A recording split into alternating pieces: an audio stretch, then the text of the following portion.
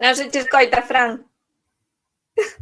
Moi boas, benvidas, benvidos. Vale, entón, o que iades escoitar, se me escoitara antes, sería O chapeu das meigas. Vale, agora sí. Moi boas, benvidas, benvidos, recibido unha cordial e acolledora aperta a este segundo luns de tea do ano, en número 30. Levamos 30 programas, os últimos 15, coido que foron xa, no, 15 no, pero ao mellor os últimos 10 ou 12 foron a un por mes. 30 programas xa na Lobeira Today do luns de tea aprendendo sobre historia da arte, sobre cousas moi escuras e ao mellor cousas non tan escuras, no? Pero rollos que ao final molan ben, é dicir, a min é un programa que me gusta moito facer e eu aprendo un montón con Melody. Debo dicir que moitas veces estou a outras cousas e ao final teño que rever o programa para atenderlle o que explicou. E dame moita rabia iso que me pase en directo, porque quedo con cara de mí con moitas veces, sí, continuamos. Sabes? Pero, bueno, benvido a Blanco Loureiro, benvida a Dieguito. Xa sabíamos que non se nos oía, pero agora xa se nos escoita. Vale, xa nos estades a escoitar. Un que pillou a referencia. Vale, xa ves. Ben, entón, Melody, de que imos falar hoxe? Imos a falar a petición túa dos sombreiros que levan as bruxas. Aunque dixemos chapeus das meigas, pero un pouco máis correcto é das bruxas. Das bruxas. Non son meigas, son bruxas. Non son... Porque a diferencia que hai entre meiga e bruxa, que diríamos? Que unha meiga é unha feiticeira, non? Meiga é máis feiticeira, sí. Bruxa ten outras connotacións. Bruxa, ademais, é un termo máis moderno. Meiga, etimolóxicamente, podemos asocialo máis a maga, por exemplo. Sí, como Merlín, cousas así. Sí, pero está moi pouco definida realmente a fronteira para nós. É difícil trazala, pero é máis correcto neste contexto das bruxas, porque sí que witch deberíamos traducilo por bruxa, e o sombreiro das bruxas é algo moi inglés. É a conclusión a que eu cheguei. Non sei se imos chegar todos a esa conclusión. Vale. Imos aló, entón. Lanzo o temario este. Sí, dalle. Que agora xa non paido. Aí.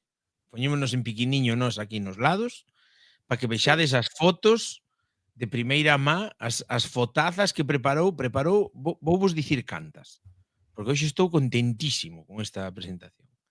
Hai 30 diapositivas, vou dicir. Dixeno redondo, 30 como 30 programas. 30 diapositivas. Non sai. Ides ver hoxe. Son todos fotos, claro, todos fotos. Non estamos na dietista. A dietista sería todo texto, aquí son todo fotos. Aquí texto pouco. Non puxemos nin a Lobeira Today, nada. Para qué? Nada de texto. O texto xa vos di Melody. O contexto é que no último programa comentou Fran esta idea que circula por aí pola rede de que a iconografía actual que temos das bruxas, que tamén utilizamos para as meigas, é a dunha señora voando en escoba con un gato e un sombreiro alto e ás veces un caldeiro, non? As bruxas fan pócemas e feitizos no seu caldeiro. Un caldeiro, un pote ou algo así. Exacto. Entón, hai unha teoría sostida, de feito, por dúas historiadoras, unha é Judith Bennett e a outra non me acordo, pero teño aí por aí apuntada e podemos dar a referencia, de que esta iconografía xorde da mala imaxe que se crea durante a Idade Moderna en Inglaterra sobre as mulleres cervexeiras. Porque naquela época o oficio de cervexeira era un oficio moi feminizado, non? Entón, chega un momento no que empeza a haber leis para ir restringindo que estas mulleres puideran traballar e comeza unha campaña, digamos, en contra delas. Entón, estas dúas historiadoras veñen a dicir que a iconografía, esta iconografía tan característica que temos hoxe en día da bruxa, fai referencia a estas mulleres cervexeiras. Por qué? Porque a cervexa faise en potes, non? En grandes lumes, teñen escobas para barrer, pero tamén para poñer diante das portas para indicar que ali hai cervexa a vender, un pouco como se fai en Galicia aquí cando a festa esta do viño que hai que vaciar as barricas do viño vello para poñer o novo, que poñen ramallos nas portas para ir de casa en casa. Pois un pouco así. E que terían gatos para comer os ratos que andarían polo cereal, e que levarían sombreiros altos para que as viran nas feiras e nos mercados, non? Para que as localizaran facilmente. Esta é a teoría que pulula por internet en base ás teorías de Judith Bennett e outras máis. Claro, esa teoría foi a que eu me atopei e dixenlle a Melo, dixo, tiñamos que falar disto porque pode estar moi chulo e tal. E ainda topamos algunha máis por aí. Ollo, Sí. que atopamos algo máis por aí moi tolo tamén. Entón, E Blanco Loureiro serán as Brewsters, sí, como Punky Brewster, como eran esas mesmas. Ou entón, as Alewives. Di. Digo, entón, como comezamos esta historia? Comezamos con que podemos desmontar tamén esta iconografía, porque ao longo da historia, antes de chegar ao século XVI, coas Brewster e as Alewives, xa hai unha iconografía en cernes do que é a muller feiticeira ou a que se dedica á bruxería, aínda que non responde exactamente a esta iconografía tan pechada que chega ata nós, non? Por exemplo, o sombreiro en pico témolo dende a antigüidade, que é o sombreiro frixio, o gorro frixio, ás veces confundido co gorro pileo. O gorro frixio é un gorro que utilizaban os frixios, é dicir, un pobo do centro de Turquía, que acabou sendo asociado a todas as persoas que vivían no Oriente, é dicir, tamén os que pertencían ao Imperio Persa. Para os gregos, dende a visión grega, todos os que, para significar que unha persoa viña do Oriente, puñanlle un gorro frixio. Que pasa? Pois que en toda esa zona, en Frixia, na Cólquide e no Imperio Persa, había un tipo de sacerdotes que eran magoi, que se dedicaban á astroloxía e que tiñan certos coñecementos, non? En certa maxia, tamén temos a maxia caldea, por exemplo, de Medea. Medea é a que temos aquí agora mesmo, despois de matar os fillos que tivo con Xasón, ela escapa nun carro tirado por serpes e vedela que vai representada con ese gorro frixio, con ese gorro en punta. Nalgúnha maneira, na antigüidade, imos atopar que este gorro frixio está asociado tamén a persoas que se dedican á maxia, á astroloxía ou que teñen certos coñecementos digamos que esotéricos, aínda que non me gusta moito a palabra, non? Pero que se dedican a este tipo de artes máxicas. Por exemplo, os Reis Magos en San Vital de Rávena, no século, isto xa é máis tardío, moito máis tardío, no século 8 ou 9, aparecen representados co gorro frixio, aínda que pasou por aí un señor do século XIX a repararlles os gorros, entonces tamén pode ser que o inventara un pouco, pero esa asociación está, non? Así que ese gorro puntiagudo... É o gorro da Revolución Francesa? Sí, é o gorro da Revolución Francesa. Porque aí dase unha confusión co gorro pileo, que o gorro pileo é máis parecido a un fez, pero con punta, vale? En vez de truncado, remata en punta. E o gorro pileo era o que se daba aos escravos cando se lles concedía a manumisión de maneira un pouco informal, vale? Pois, como aos elfos en Harry Potter que lle dan un calcetín, bueno, pois aos escravos romanos dabanlles un gorro pileo. O deus Mitra, por exemplo, o deus Mitra, que é un deus oriental, que é un culto un culto mistérico oriental, aparece representado sempre con un gorro frixio.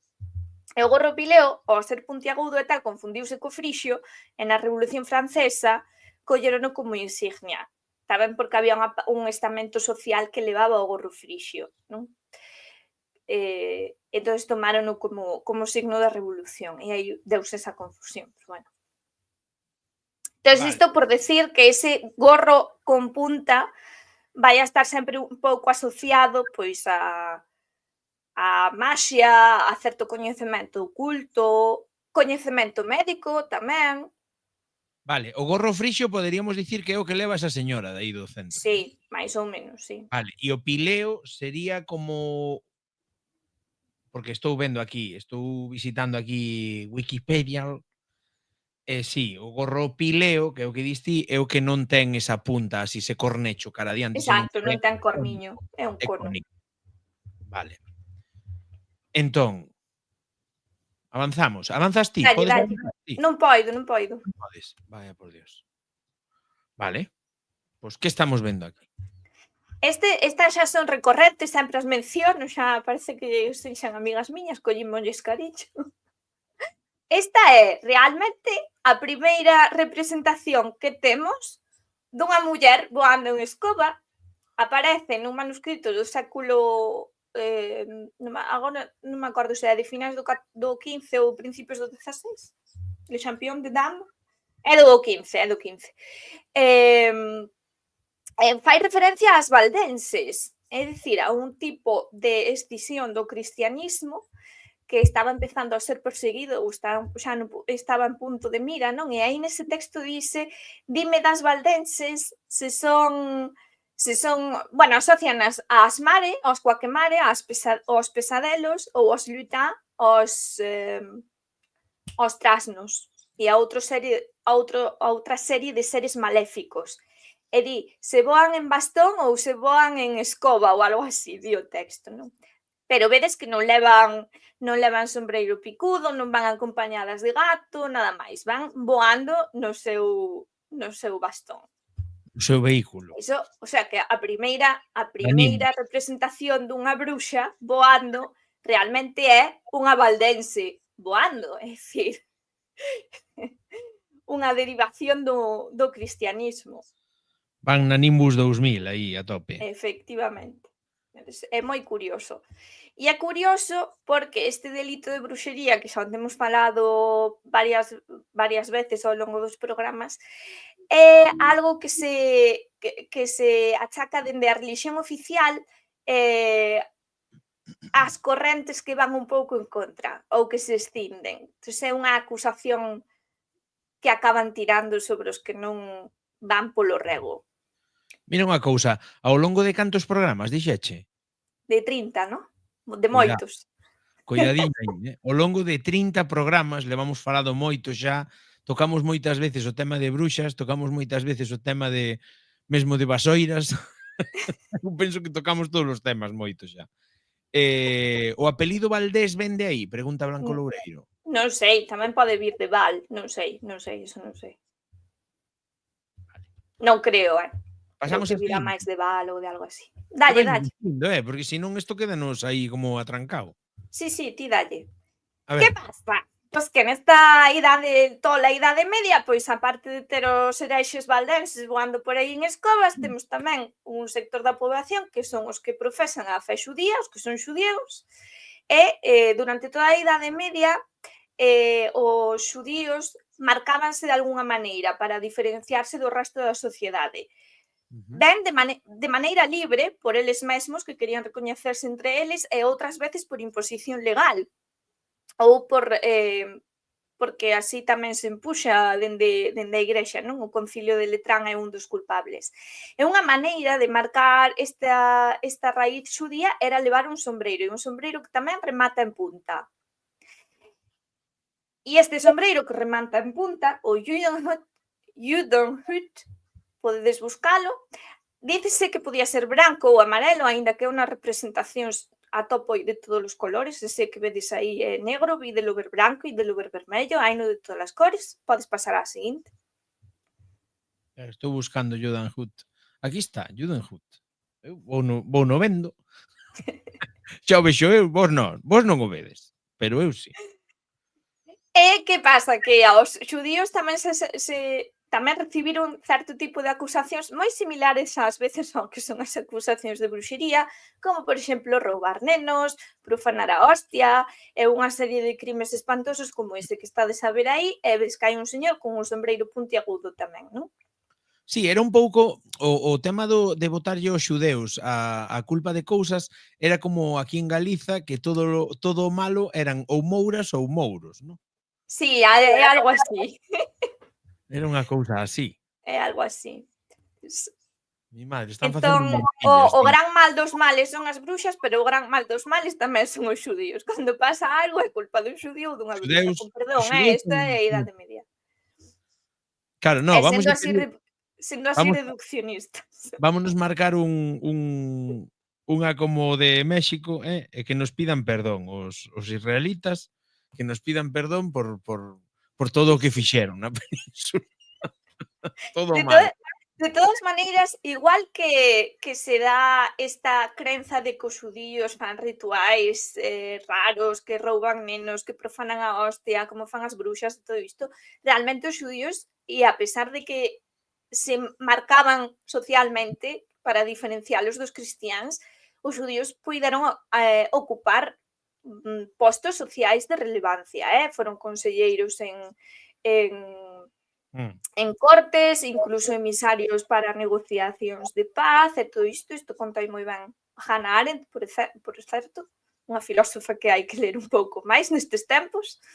Porque ao final de sempre os xudeus manexaban diñeiro, non? É Sí, dicir, manexaban dineiro. eran bos economistas, históricamente bos economistas.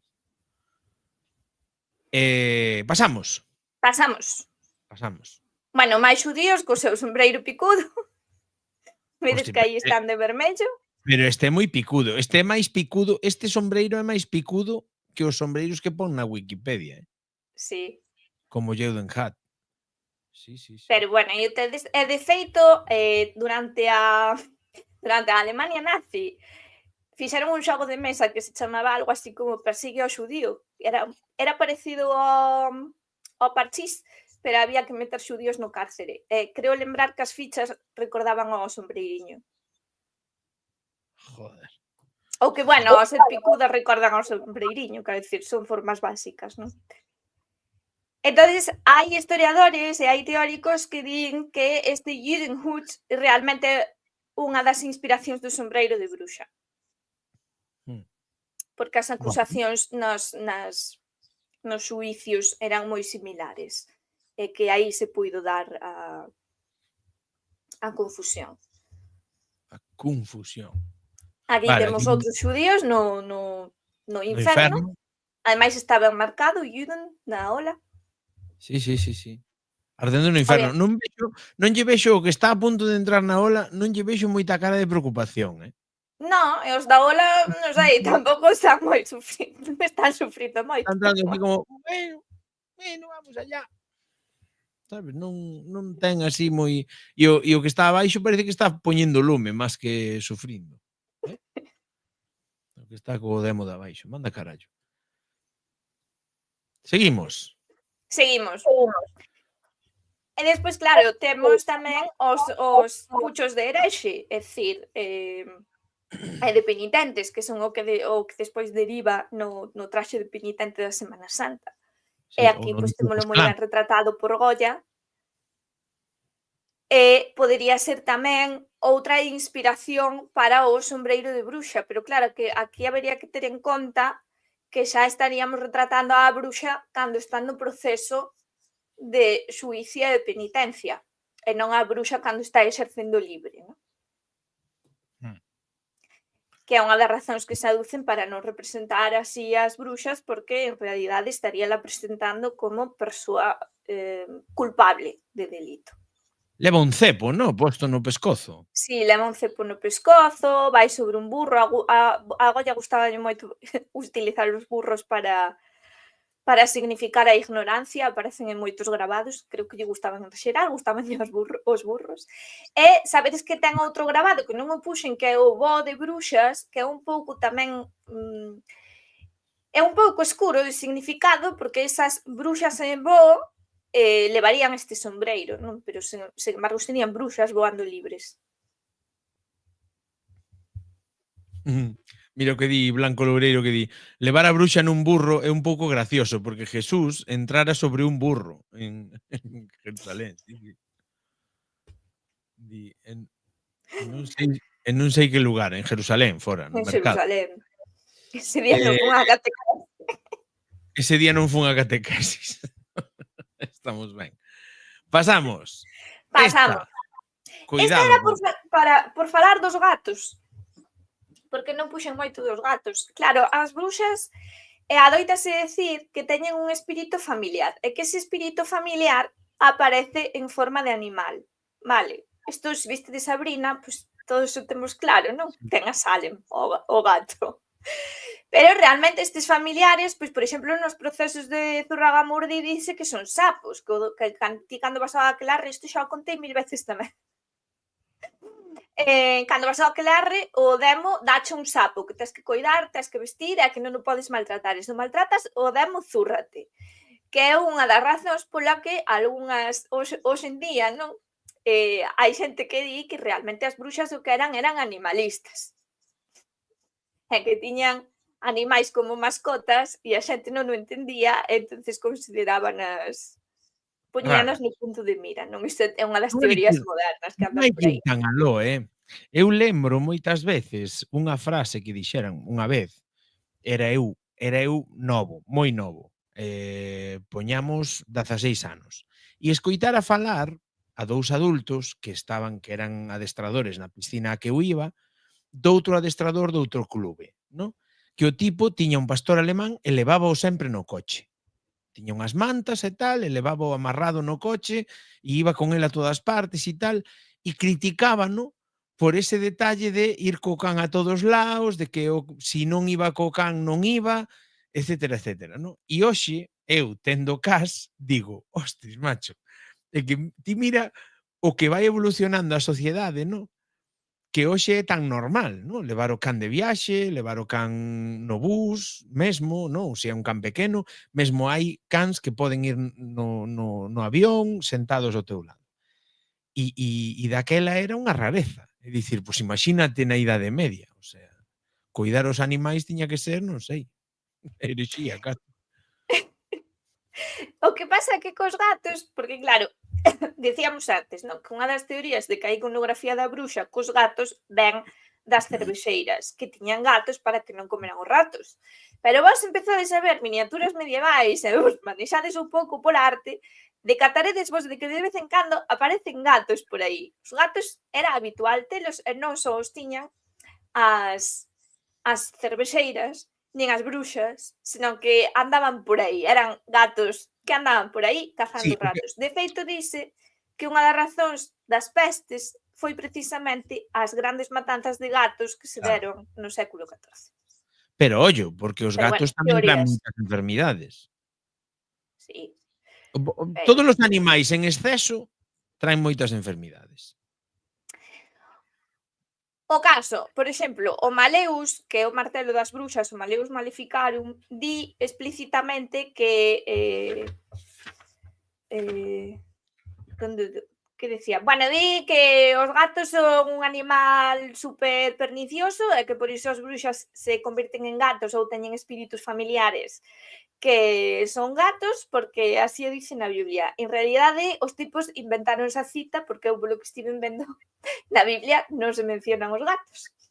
O caso é que sabemos, por exemplo, por libros de contas de algunha catedral, que había gatos empregados e a final de ano decíase, o gato deuselle ración doble tal día porque durante este ano colleu máis ratos que o ano anterior, ou cousas así. O sea, que os gatos considerábanse tamén empregados útiles para librar das plagas. Por iso que digo que tampouco é algo moi extraño. O que sí poderíamos falar algunha vez, pero iso non no seguinte programa, igual nun par máis, é da relación da bruxería precisamente coa licantropía, cos lobisomes e con esta idea de converterse en animais, que está bastante vinculado. Pero bueno, sería outro tema a tratar.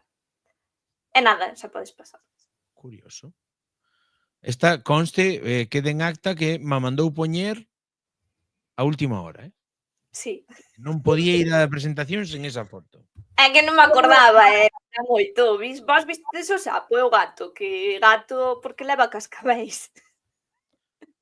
Si, no, o gato, cuidado, E o sapo está aí, oli!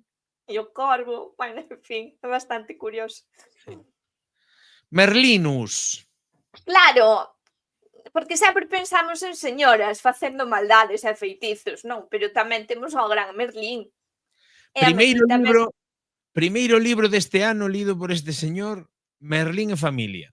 moi ben, eu teño pendente. Un libro moi gracioso, moi gracioso. Des vedes que este, non me acordo de que século é este señor, non sei se o puxen nas miñas notas. Vale, este é do Liber Chronicarium de Nuremberg, que non me acordo agora de que século é, pero aí tes a Merlín tamén co seu puchiño puntiagudo. Porque xa vos dixen que pode ser un significante de maxia, de persoa sabia, de practicante de certas ciencias. E agora non sei que lle pasou a Fran, pero se me pasa se me está a escoitar, que pase. No, detiven porque tiña que facer unha cousa. Nada, pois Merlín non sempre se representa así, que tamén se representa un pouco como a imaxe do druida, non? Coas cedras na cabeza. Este é Merlín con Vivian. E nada, que podes pasar. Porque realmente non teño moi claro quen decidiu que Merlín tiña que ir cun sombreiro picudo, Igual foi pero podemos botar a culpa a Disney. Disney. Foi Disney, ao mellor. No, digo eu, sí. Xa o dicía aquí Branco Podemos botar a culpa Loureiro. a Disney. Non sei antes, ves, esta era unha cousa que quería mirar e esquecime, non? Méliès, Georges Méliès, creo que o seu científico tamén levaba un sombreiro picudo, non? En Viaxe á Lúa, o astrónomo, o astrólogo, non leva... Non o igual sei, estou busco. inventando, Que acordeime agora, ves, non me acordei antes. A lúa. Igual estou recordando mal. No, así non busca Wikipedia. Así non o busca. Si non é a Galipedia non o encontra. Entón, viaxe á lúa. Unha viaxe á lúa, Wikipedia, enciclopedia libre. Ai, porras, non pon... A ver, espera, ciencia ficción, novela... A resposta agora vai ser que non, que mo estou inventando eu, é que vin a un astrólogo mago en blanco e negro en algún outro peli, non me acordo de cal. Méliès. Vamos a ver, imaxes. A verdad que é psicodélica, é un tanto psicodélica a peli, pero Sí. non vexo a ninguén con rollo picudo. Igual é só polas barbas longas, tamén pode ser. Pode ser. Pero bueno, xa miraremos se o poñemos como historia aí. Pero bueno, esa imaxe de astrólogo con túnica e tal, pois non sei se a culpa ten Disney ou hai algunha imaxe anterior, pero por aí está esa iconografía, non? É sempre o sombreiro en pico. Podes pasar. Pasamos. Sí. Anda, fiandeiras. Pero claro, o sombreiro en pico foi unha gran moda do século XIV, XV, creo que tamén algo do XIII, este tipo de sombreiros con ese velo que levaban as damas as damas nobres, o sea que tampouco... De feito, eu de pequena cría que as fadas e as fadas madriña, porque tamén Disney tamén ten a culpa, as ilustracións dos contos infantís sempre representan a fada con este sombreiro picudo. Porque se inspiran en miniaturas medievais de contos de fadas e outro tipo de contos, vale? Entón, nas miniaturas medievais representan a fada, pois a fada, ou ser máxico, ou o que sexa, representan a moda da época. Entón, hoxe en día, cando recollemos esa imaxe, recollémola adaptando esa moda da época e vaise transformando, non?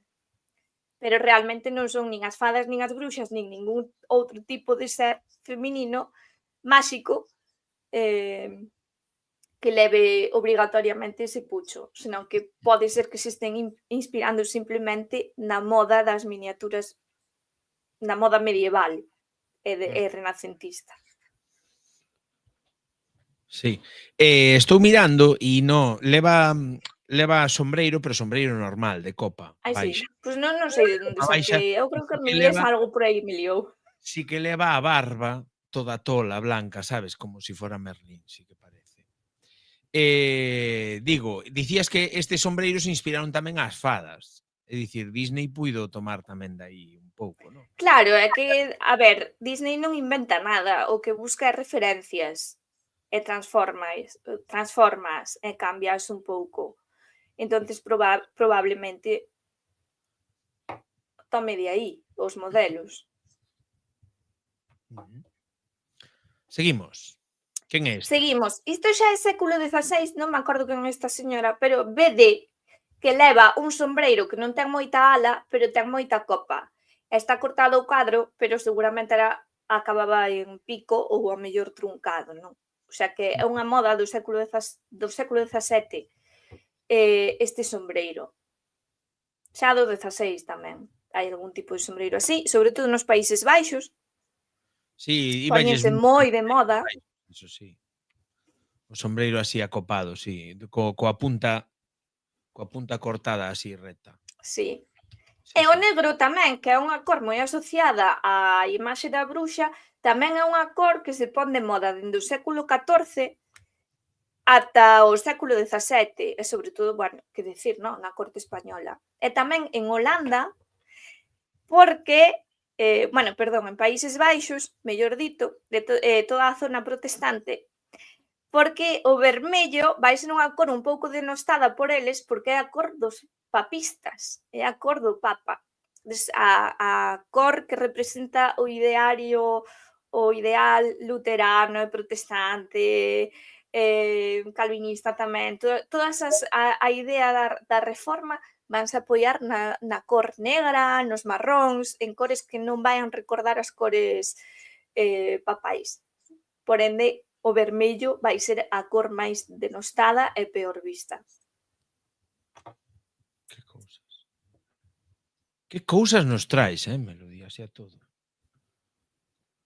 Dalle, pas. Doulle. Está cuidado, esta xa está a Esta punta. xa temos a unha señora voando en vasolla e a un señor, que sempre nos esquecemos de que os señores tamén eran bruxos. E tamén iban ao aquelarre, tamén facían cousas tal. E esta é unha ilustración, é unha xilografía dun libro que se chama A historia das bruxas e bruxos. É do século XVIII, pero vai ter moita repercusión e vades ver que se reproduce moitísimas veces en moitas outras obras. E toma nada aí. Pero que pasa? Que esta señora está representada á moda da época, igual que o señor que vai voando aí vai representado á moda da época. Que tamén é ben curioso que van voando e non perden o sombreiro e a señora que vai andando por terra non leva sombreiro porque o perdeu por algún lado. Eso tamén é curiosísimo.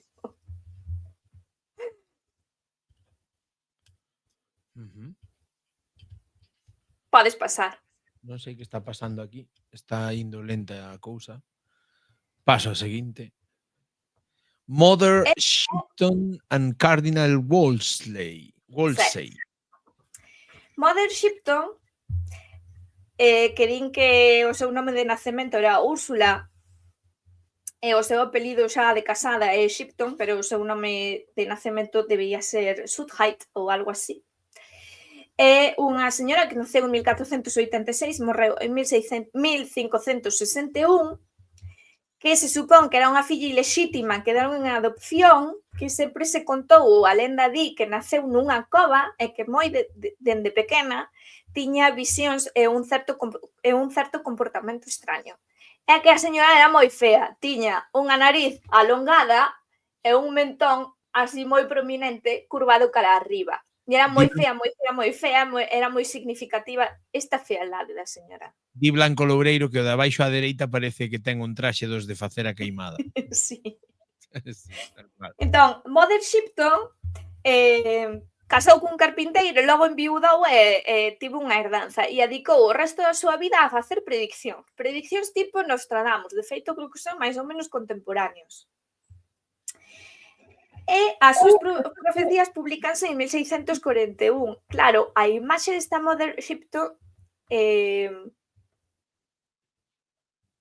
tivo moita influencia na súa época e probablemente influiu á hora de despois representar outro tipo de videntes e señoras que se dedicaran a estas artes escuras no sentido de que non todo o mundo as coñece, vale, que de algunha maneira tenche que dar como unha iniciación, tens que ter unha mestra que che ensine, unha cousa así. Digo escuras nese sentido, non escuras en sentido maléfico. Esta de Mother Shipton, por exemplo, dice que predixo que os carruaxes irían sen cabalos e que as ideas viaxarían polo aire dun lado a outro da Terra, non? Como predicindo os coches e internet. Que pasa? Que os editores das profecías de Mother Shipton no século XVII xa meteron algunhas inventadas polo medio e nas seguintes reedicións houve algunhas outras tamén reinventadas, non? Entón, é unha lenda que foron acrecentando os editores. Sí, un pouco como Nostradamus, non? Eu penso que Sí. xa empezas a facer sumas e ao final da numeroloxía dá o que ti queres que dea. Efectivamente. Pero bueno, aquí literalmente engadíronse profecías. O sea, o editor no século XVII, cando foi publicar as profecías de Madre Shipton, el puxo as súas tamén polo medio, vale? Entón, hai que ter un pouco de cuidado con elas, pero é unha historia bastante interesante de Madre Shipton. De feito, creo que hai unha referencia de... Bueno, agora non me acordo do escritor, pero é un escritor bastante recoñecido, que di que houve unha época na que se puxo tan de moda ou que a xente acudía tanto a videntes e a bruxos e a persoas que eran que lían a fortuna, que esta xente para anunciábase co nome deles e a imaxe de Mother Shipton. Cuidado. Sí. É dicir, facían unha apropiación aí, non había Creative Commons nin hostias aí. Sí. Ou ben a imaxe de Mother Shipton ou a imaxe de outro filósofo, dun filósofo máis que non me acordo agora cal era, pero bueno, eso está, utilizaban a Mother Shipton. Di aquí Blanco Loureiro que parece que ten un pinganillo a bruxa, pero eu penso que é unha verruga. Ciflábanlle por aí. E bueno, xa vedes que tamén a representan con esa especie de pico na cabeza que non sei moi ben se é un sombreiro ou se é un pano, pero este piquiño está, e probablemente isto influiu. E con chepa, miña pobre. É que era feísima, feísima. Entón, a imaxe de bruxa fea darnos un pouco por aí.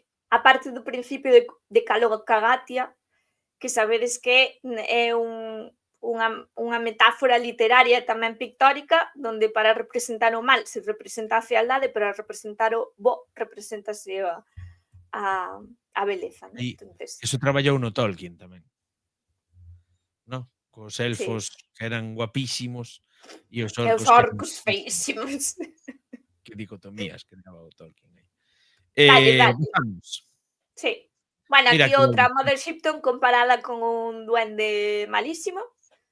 Creo que é o duende da ebriedade, por certo, porque hai pubs que o teñen como signo e comparábanos, non? Que chulo.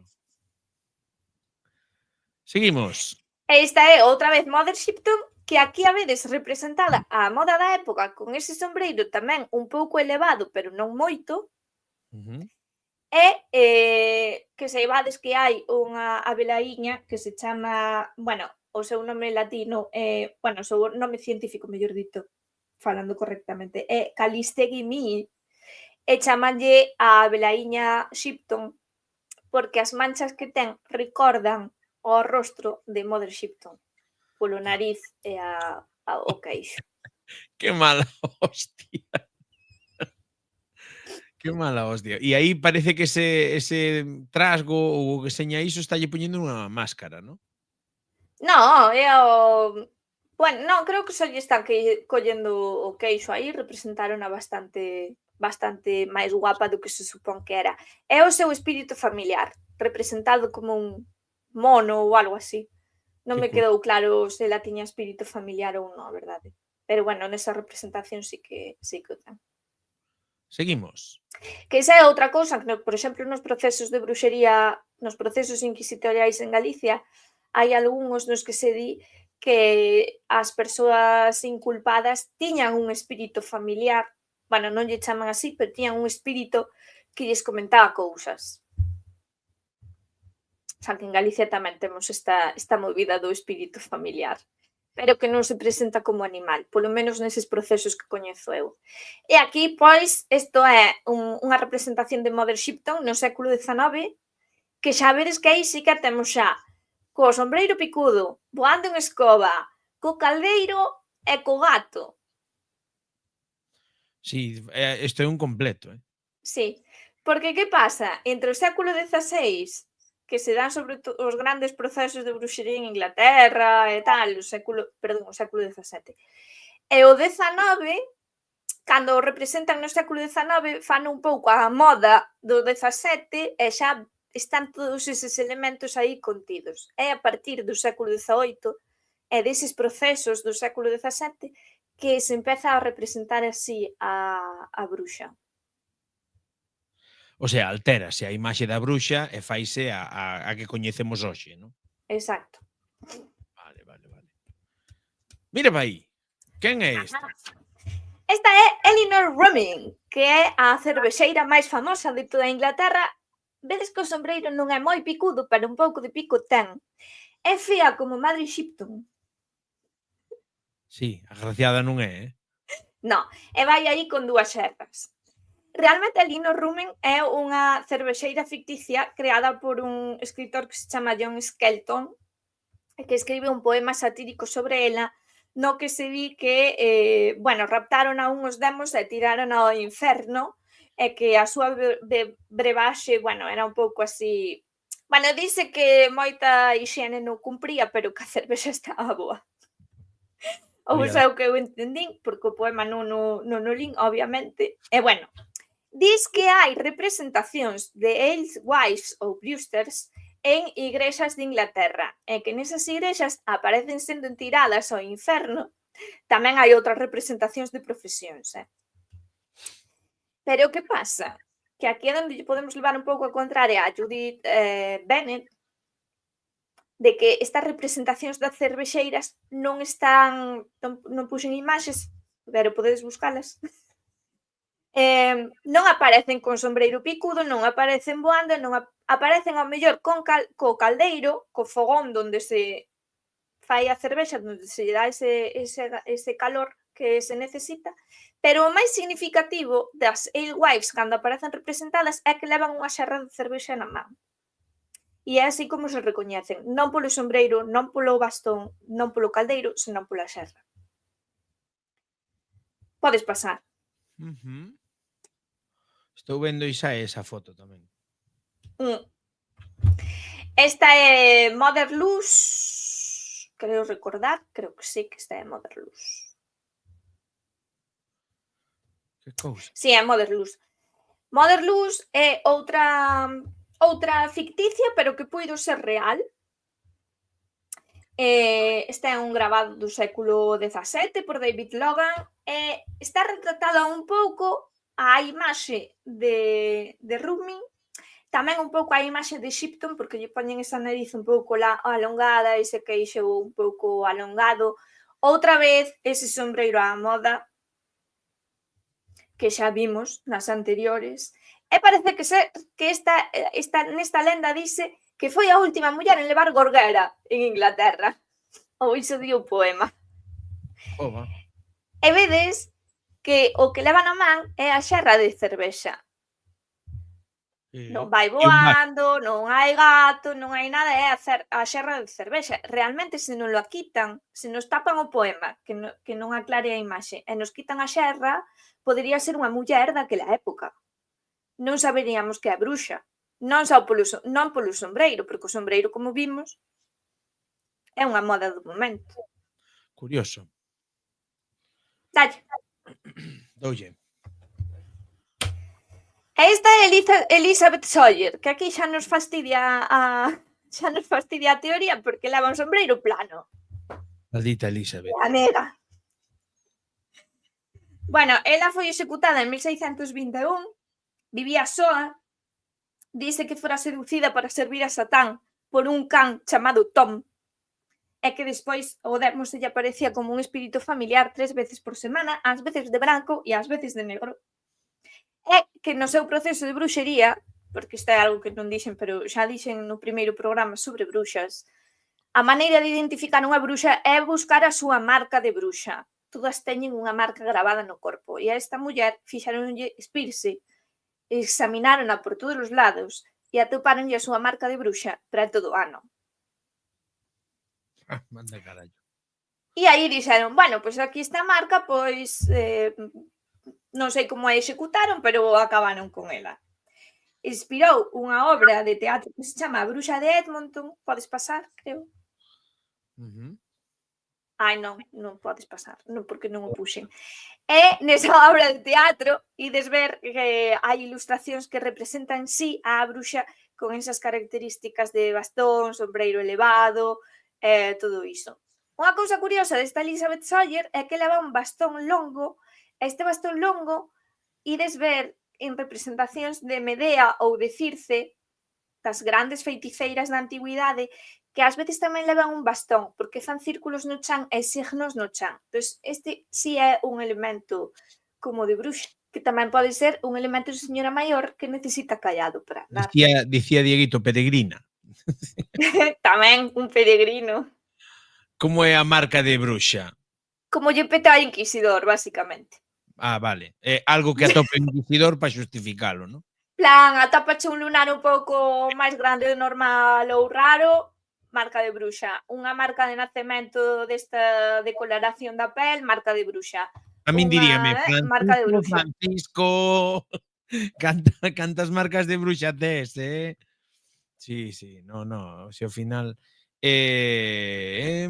as típicas verrugas, non? Tamén podería ser unha verruga. Tamén, pero bueno, sería unha en concreto, sabes? Sí. É un signo oculto que marca o demo. Hai, creo que era Lancre, bueno, é que non me acordo porque xa misturo cousas, pero creo que hai algún inquisidor que di que o demo che fai unha marca coa zarpa, pode ser dentro do ollo, pode ser nalgúnha outra parte do corpo, as partes pudendas, por suposto, son as preferidas polo demo e tal, pero realmente é o que lle pete ao inquisidor no momento. Sí, pero é curioso, porque eu estou imaginando o inquisidor sen nin puta idea do que está buscando e cando atopa di claramente é unha marca do demo. Unha marca de bruxa. Pasamos. Pasa. Bueno, esta era por exemplificar, é unha imaxe satírica dos escoceses voando na máquina voadora, dous escoceses voando a Edimburgo. Foi un rollo político que houbo, entonces ríanse dos escoceses que iban ao Parlamento ou algo así. E vedes que van voando nunha escoba con certo aspecto fálico nun dos lados. Na parte de diante, sí. E unha señora dirixindo o cotarro tamén con ese sombreiro, ese chapeu, que volvo a dicir, é un chapeu á moda, non? Esas señoras de certa idade naquela época levaban ese tipo de vestimenta. Ajá. Pasamos. E isto que ten? Sí, bueno, este era o texto, non? E dice, nun broomstick, nunha escoba, vai a bella Mogishead, bueno, que non me acordo do que di, pero bueno. Full esa Royally referencia, no, voando no broomstick, voando na escoba. Full Royally Day Road, o sea, totalmente real, realmente ellos cabalgaron On the wings of and on the wings of northern winds e nas ás dos ventos do dos do norte norte. viñeron Quen voando dende o estranxeiro, o sea, all abroad todo o estranxeiro, viñeron voando todo o estranxeiro. The Garden of Ederbees Of Edernice. Eden is before that. Yeah, the Garden O of Eden xardín do is Edén before está them. diante deles. And behind them a desolate window White Mel. Melts. White Melts non sei, escápame, pero sí, o outro é o Eden Garden. Vale, mira. Pois mira ti. Está ben. Pois é divertido que vayan voando ao xardín do Edén nunha vasoira de bruxa. Non, Hola, aí Tais, estaría o benvida. chiste. Hola, de novo tarde. De novo Sí, diferido on odio fire. todo. Perdoade. Di, non sabemos se te vamos perdoar. Non o temos claro aínda. Benvida, desertos. Vale, the Widenels. Non sei. Vale, pasamos seguinte. Pasa. Anda, cuidado aquí. Exacto, cuidado aquí que Cuidado aquí. chegamos á Estamos parte chegando á época xa. interesante. Estamos chegando á época. Esta é unha reunión de cuáqueros. Vale, os cuáqueros eran unha escisión unha escisión da rama puritana. De feito, os cuáqueros estiveron perseguidos polos puritanos. De Os feito, cuáqueros podedes siguen buscar Os cuáqueros podes buscalos ata no lineal dos cereais, buscades os copos de avea cuáquer e sae un cuáquero con ese gorro. Sae vendendo a avea. que pasa? Que estes sombreiros eran en realidade, primeiramente eran sombreiros masculinos, pero as mulleres cuáqueras empezaron a levalos. Non sei se ten algo que ver con que os cuáqueros de feito defendían a igualdade das persoas, ou polo menos a igualdade ante Deus, porque eles o que crían é que todas as persoas podían ser dirixidas polo Espírito Santo, non? En conexión co Espírito Santo, todas as súas decisións podían estar o seu coñecemento imbuído do Espírito Santo. Se todos os puritanos non lles gustaba moito, moito menos a outra parte da cristiandade, non? Que cousas. Sí, entonces, os cuáqueros tamén se chaman Sociedade Relixiosa dos Amigos ou Sociedade dos Amigos. Por se non os coñecedes, as súas reunións consisten en que van a un lugar e séntanse en silencio. E cando sinten que necesitan decir algo, ben, súbense a un sitio ou levántanse e dicen o que están pensando en voz alta, porque creen que nese momento estaría o Espírito Santo inspirándoos. Vale, os cuáqueros tiveron bastante relevancia na política estadounidense, no feminismo, nos movimentos sociais. Son moi interesantes. Unha cousa, porque vou avisar aquí unha cousa. Primeiro, perdoámoslle porque é adorable. Di Tais que perdoámoslle porque é adorable. Bueno, vale. Quaker Oats Company. As ligazóns, cando as intentas poñer, teño as bloqueadas, Blanco Loureiro. Entón, ou as mandas por privado por algunha das redes nas que nos tes, ou senón non podemos lanzalas a directo. Pero de todos modos, se mas lanzas a privado, lanzoas despois en historias en Instagram ou por aí, ou en Blue Sky ou por aí. Se queres, E agora, ditais, falades da imaxe rol das bruxas actuais. Sí. Xa pillei. Xa pillei. Xa pillei. É dicir, xa non vas ver en diferido o programa, non? Xa estás listo. Nada, non te ralles. Non sabía. É que temos bloqueado porque senón hai moito magufo vende fumes que nos anda colgando aquí compra seguidores e todas estas cousas e nos acribillan a ligazóns. Entón, por iso o temos bloqueado. Entón, esta era unha cuáquera e estaba expoñendo pois a súa idea aí ao resto dos conveciños, non? Efectivamente, homes e mulleres por igual, porque xa vos digo, eles defenden ou creen na igualdade, polo menos nese aspecto. Entón, Podes pasar. paso. Mira, non, volvo aos cuáqueros. polvo anterior. Ou non, ou vexa esta, non sei, Ou sigo aquí. está do revés. Veña, isto. nada. Bo- bo- ¡Viva el vino! Venga, vamos. Bueno, esta é Mrs. Salisbury cos seus netos. Vale, é unha pintura de Michael Bright tamén do século XVII, 1676. A señora non é unha bruxa, a señora é unha señora noble. Está representada á moda da época con un sombreiro super molón. Di Blanco Loureiro que esa fea non era. Non, tan fea non é. Bueno, non sabemos o Photoshop que lle fixo o pintor, porque os Tan pintores fea tamén un non pouco era, de di. Photoshop facían. Dígamelo, di. Tan fea non era. Bueno, vale. A ver. Entón, xa vedes, moda da época o sombreiro. Volvemos aos cuáqueros, porque aquí hai unha cosa moi interesante, que non lle saquei bastante chicha, porque isto molaba moito, e porque tiña novela en inglés, non a lín aínda, porque eu leo lento en inglés.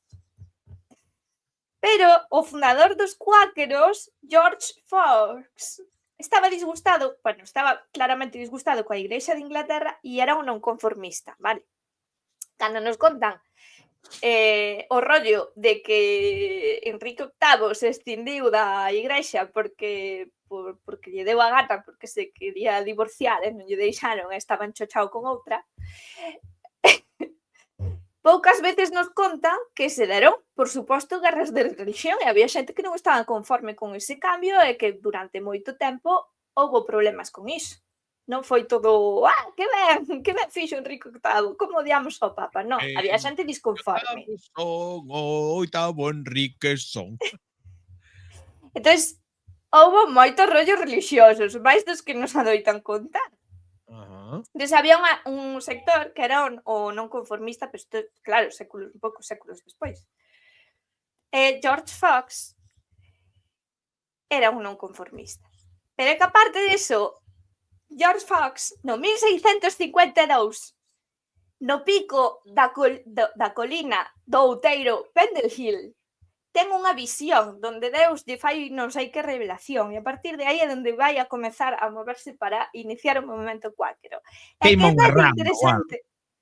que ten de interesante Pendle Hill? Pois que é un lugar coñecido polos procesos de bruxería que teñen lugar en 1612 das bruxas de Pendle Hill ou bruxas de Lancashire. Aí o tes. E parece ser que en Lancashire era un lugar ben coñecido por ser xente, por haber unha corrente non conformista moi declarada, e que pode ser que eses procesos de Lancashire tiveran que ver con esa escisión, con esa rebeldía. Xo di Blanco Loureiro aquí. George Fox era moi zorro. Era moi raposo de Dios. Sí, era un raposo bon. Entonces hai unha novela que se chama precisamente The Witches of Lancashire, as bruxas de Lancashire, que tira esta teoría de que foron perseguidas por este non conformismo. Hai máis rollos no de Lancashire, vale, non é só iso. Sí, creo que podería ser unha explicación, pero non toda a explicación. E cando se publica esa novela, publícase con unha serie de ilustracións donde, por exemplo, unha das implicadas leva este tipo de sombreiro, está retratada, é unha anciá, a anciá da familia, que creo que ten uns 80 anos ou algo así, que é unha das enxuiciadas, vai retratada así. E esa novela foi, digamos que bestseller, e foi moi difundida, e dice que é unha das que contribuiu a forxar esa imaxe da bruxa moderna. Por iso dicía ao principio que son as bruxas, as witches, e a imaxe da witch inglesa.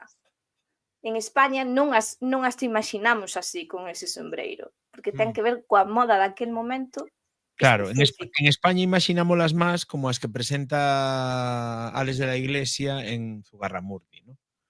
Sí. Bellas ermitañas, no, sen chapéu. Pero un pouco máis, creo que temos un pouco máis tamén esa, polo menos no que é na arte, a iconografía da bruxa europea espida, cos pelos do revés, un Sí. pouco algunha vella, outra de mediana idade ou bastante máis nova. Quitáis como as herboleiras, un pouco tipo como se foran druidas, ¿no? Tamén.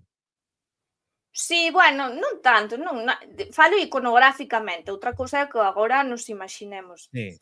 Esta idea da bruxa arboleira, da muller sabia, menciñeira e tal, tamén é algo que nos ven moito dos estudios de xénero ingleses e dos movementos feministas que reivindican a imaxe da bruxa como muller solitaria, sabia, perseguida polos seus coñecementos, incomprendida social, que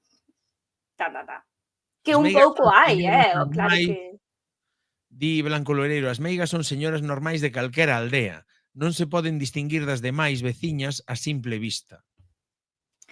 sí, pero sí que hai un rasgo que eu diría que é fundamental, cando un pobo ou nunha aldea se marca alguén como bruxa, sempre lle vai tocar á viúda vella que vive un pouco soa, que non tivo fillos e que está soa. Sí, ou a rara tamén. Sí, pero o rasgo de soidade e de señora anciá creo que ten bastante que ver. Tamén temos, por exemplo, esta idea de que as vellas son as que poden aollar, as que coa mirada che poden botar un mal de ollo, non? Di Blanco Loreiro, pero neses casos é para quitarlle as propiedades, non? Non, Non si sei e se... non. A ver, eso é nos procesos inquisitoriais. Probablemente o que pasou en algúns casos era para quitarlle as propiedades, porque lle Fiel, como o interesaba caso de a María Soliña. Inquisición, a Igrexa tela. Outra cousa é cando se dá unha persecución, digamos que civil ou fora da Igrexa, a unha persoa que forma parte do texido social porque hai que sinalar a alguén, vale? E cando empeza a haber, pois eu que sei, vacas que se poñen enfermas, nenos que se poñen enfermos, que veñen as desgracias cando entran nun pobo ou nunha casa ou nunha familia, nunca veñen soas, hai que buscar un culpable. Entonces, o culpable vai ser a bruxa, e a bruxa vai ser a que está soa e anda polos camiños por aí perdida mirando mal á xente. Mirouche mal a vaca está mal ollada. É Sí, algo así. eso houbo sempre. Sí. Meu avó materno, que morreu tendo miña mai 16 anos, pois chegáronlle a dicir como eran había os compostores e bueno, non me acordo. Era unha meiga, realmente. Chegoulle a dicir a miña avoa que lle botara mal de ollo, que era unha envexa o que tiña e morreu de neumonía. Pero sí. Chegaron a ir o sea, de pura desesperación chegaron a ir a unha meiga. É que despois cada un dos procesos que coñecemos de bruxería inician por razóns diferentes. Por exemplo, os de Salem, que non os puxen, pero era ben falar deles, porque obviamente había que, de feito, venme ben para enlazar cos cuáqueros e os puritanos, que tamén levan este tipo de sombreiros, fundan todas esas colonias en Estados Unidos e dase en Salem precisamente unha colonia de puritanos un dos procesos de bruxería máis famosos da historia. Iso está no que E chaman hai moitísimos. digo eu, iso está no que chaman o Triángulo Bíblico de Estados Unidos, non? Non sei, non coñezo o triángulo Pois bíblico. pois busca, xa temos próximo programa, porque ao parecer hai unha zona onde están os Amish e todas estas ordes, ultraortodoxas que van a Estados Unidos, pois hai 3 cidades grandes que conforman o Triángulo Bíblico de Estados Unidos, que é onde máis radicalismos relixiosos hai. Entón, ao parecer, pois, aí está. Será o Bible Belt, será, sí, o cordón bíblico. Sí, será. Cinturón bíblico. Mira, que posta está a xente, non ves? Pum, xa está. Resposta. Cal é, cal é o triángulo bíblico de Estados Unidos? Non sei, vou no buscar. Veña. Busca Seguimos, aí. seguimos. Paso ao seguinte. Sí.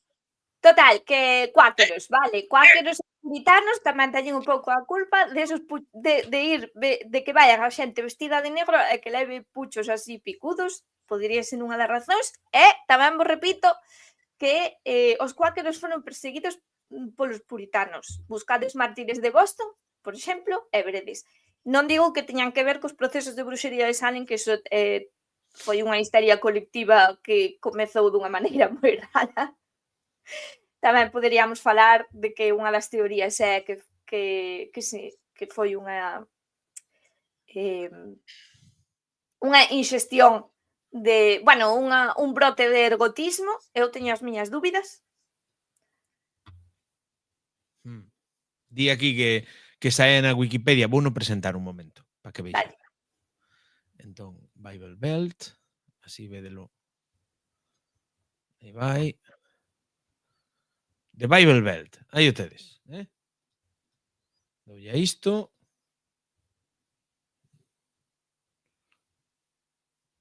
Aí o tedes. Pois non parece un belt. Bueno, No. sí, así redondo.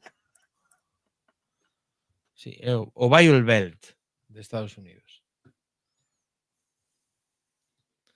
Espera que lle dou a isto agora. Aí. Esta foto é a que eu tiño na casa. Esta foto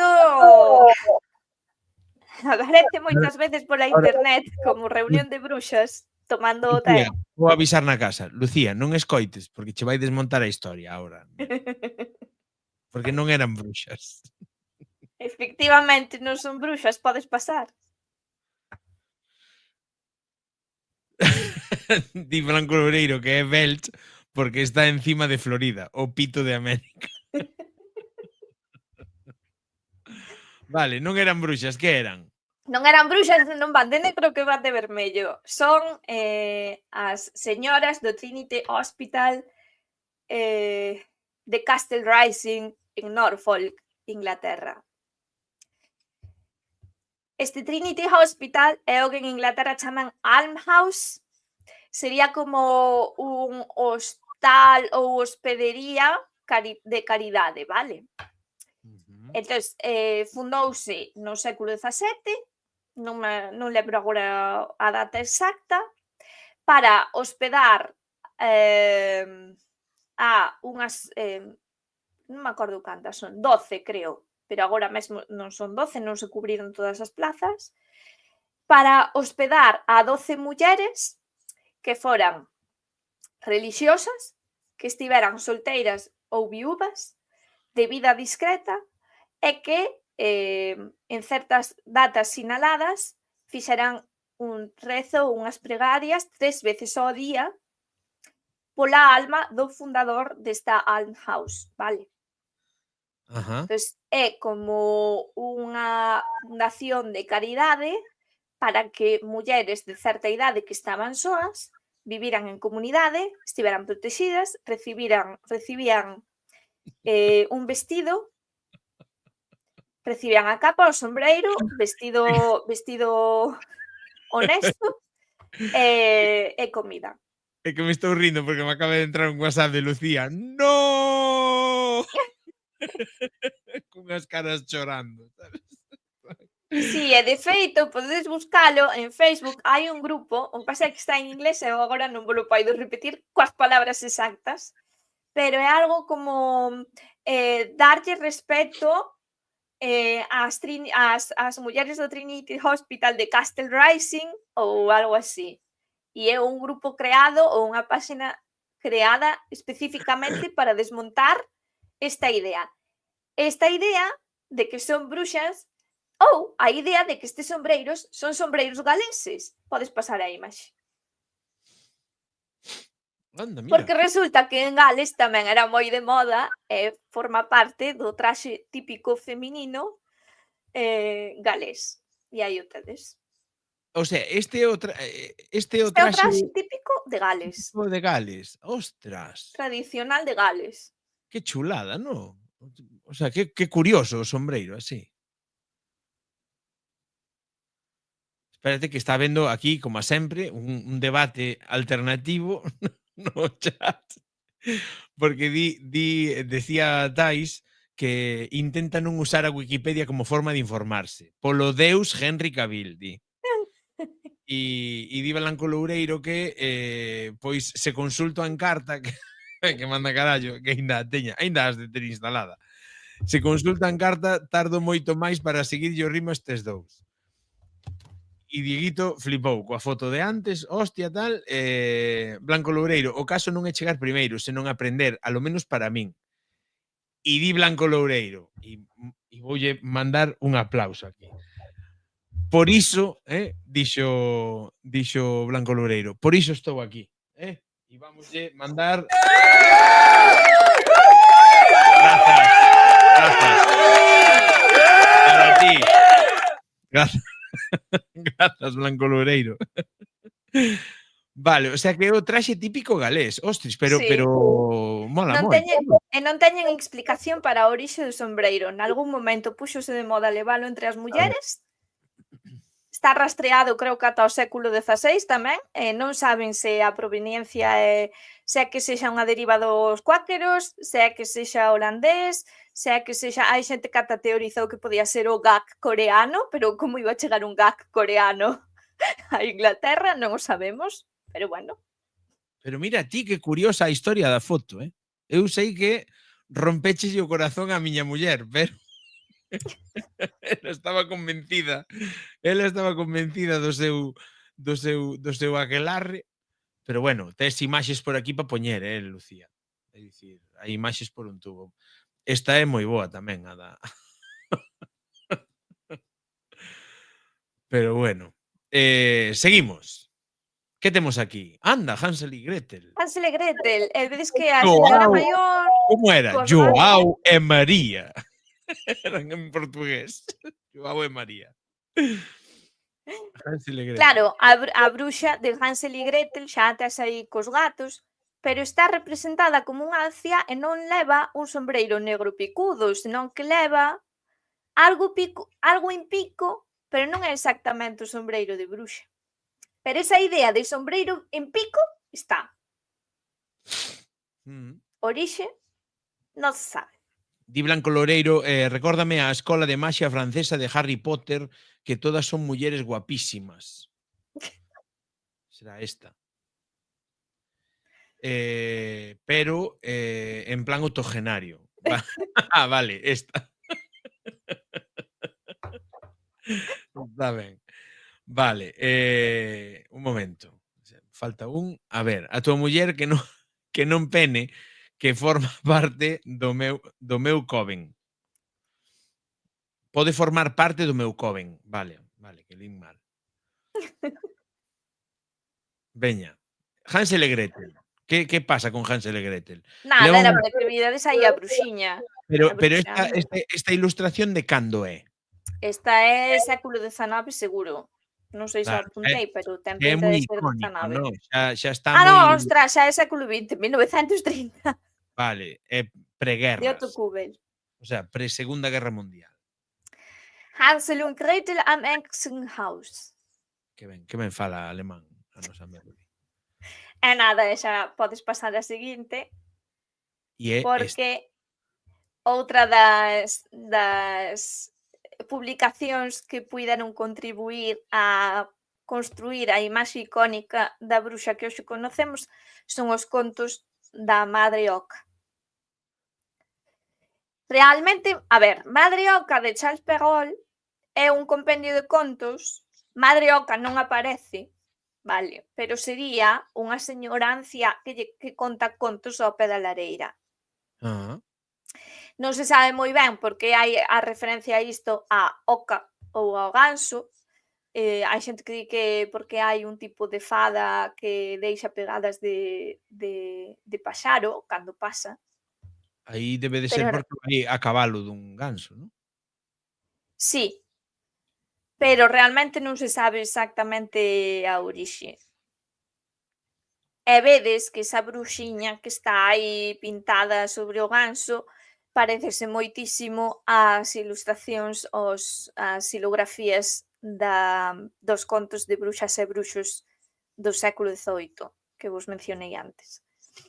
Entón, sí que está claro que Madre Oca se representa así un pouco con este sombreiro picudo, que é unha señora que pertence a certo mundo máxico, pero non está moi claro, e incluso Disney recolle así, con ese sombreiro picudo. E vedes que en The Tales Mother Goose, é unha publicación do século XX, seguro, pero esa representación da señora anciá é moi señora do século XVI, moda inglesa. Mira o que nos di aquí Tais. Falache desde o tema sombreiro por solventar o tema dos ouríns que soltaban polas fiestras? Non, porque iso é máis do tema español, e del agua va. E dos sombreiros de ala ancha, iso sí que é verdade, os sombreiros de ala ancha é capa para protexerse un pouco do agua va, e que non che caera toda a merdallada encima. Pois hasta aquí, non? Sí? Ata aquí chegou o tema. Ti mira, dunha fotiño que había na casa, sacamos un programa. Entón, que temas temos por aí pendentes de tratar? Porque eu fun apuntando. Non sei, a mí suxeríronme, Ana Piñeiro suxerirme hai moito tempo que falara das fadas malignas. Onda. Non me sinto moi preparada, pero podemos propoñelo. Pero vamos tocar tema Mouras. Claro. Porque aí, cuidado, aí podemos abrir un filón. Bueno, podemos intentar facer mouras malignas, pero non prometo moito. A ver, Non tantas imaxes que non vai haber tantas imaxes. esta antiga.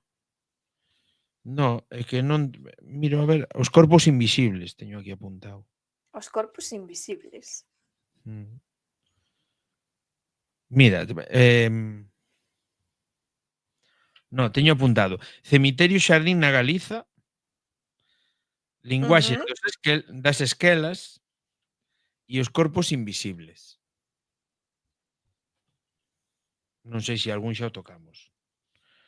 É que eu vou apuntando cousas.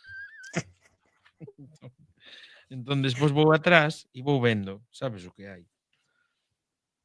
A ver.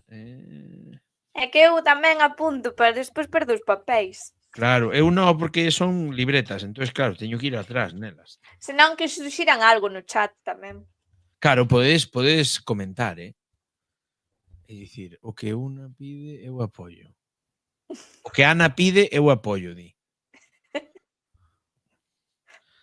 Os de Pontevedra, cando saen, tamén van apoio. No, pois non vexo máis, Non vexo máis. Agora xa perdín a de agora. Vale. Licantropía, que en Galicia temos uns cantos licántropos. Pois podíamos falar de Roma Santa Anfriense. Pois sí. Roma Santa e compañía, Eu penso que sí, Tocar o tema dun tipo que se declarou licántropo e tocar os licántropos na Galiza e os contos de lobos, que hai moitos contos de medo de lobos, De feito, cal era a loba? Non me acordo. É que eu teño varias escolmas de contos galegos de medo e un daba realmente medo. É dicir, era unha loba que rondaba as casas. Sabes? Todas as noites rondaba as casas e tiñas que deixar ben pechada a casa porque senón entrábache na casa a loba. E había outro que era o lobo da xente. Sí. Sí, teño varios, Eso incluso podo facer escolma así por casa a ver se atopo os libros que os teño por ali na biblioteca seguramente. Teño que mirar e podemos falar dos, veña, pois lobisomes pa diante. E as lobis mulleres. E as lobis mulleres, que tería que haber, claro. Di aquí, os lobisomes de Castonegro, di Blanco Loureiro. Pois veña, licantropía. Pois tamén apoio, di Tais. Pois nada. Bueno, pois agardamos non ter roto moitos corazóns co tema das fotos das señoras esas de Gales. Dicíame Lucía aquí por privado, superareino. superareino. Non son de Gales, é Norfolk, non está Bueno, en home, Gales. vale, Norfolk, pero da igual, pero está guai. É o traxe de Gales e punto. A foto sigue molando o mesmo, Lucía, a min sígueme molando igual, aínda que non señan bruxas, que xa sabíamos que non eran bruxas, seguro. E nada, darvos as grazas por chegar ata aquí a todos os que pasastes e instarvos ao día, Dios, como cadra, o mes que ven, o luns 31 de marzo, Dios. teremos o próximo luns de TEA, no que falaremos de licántropos vamos podemos poñer moderno, licántropes. Podemos facer así de licántropos e licántropas, ¿no? Sería mulleres licántropo e homes licántropo ou ten masculino e feminino licántropo. Licantropía. Pois licantropía, queda. Licantropía en Galicia. Licantropía na Galiza, vamos a poñer, máis estreleiro todavía. Entón, imos falar de homes e mulleres lobo na nosa terra, que parece que é bastante interesante o tema. Entón, dito isto, pois vou lanzar, como sempre, vaime levar un pouquiño de tempo, porque teño que ir falando e teño que ir dándolle aquí o botón. Entón, vou mirar primeiro se hai alguén para lle facer buscar e filtrar por etiquetas.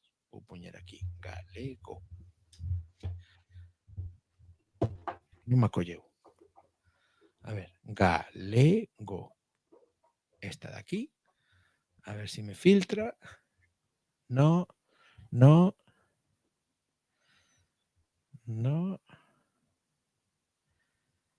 Gaiteiros. Non entendo. A xente pon a etiqueta de galego, pero despois non fan programas en galego. Cousas raras. Bueno, pois non hai raíz. Pois nada. Perdón a miña voz, porque debo de estar sacando algo de placas ou algo raro na gorxa. Como digo sempre, moitas grazas, Melody, por toda o teu coñecemento que nos brindache hoxe a todos sobre dos chapeus das meigas, que é impresionante, estivo moi guai. E o resto, como vos digo sempre, vémonos noutra e apertas. Adeus.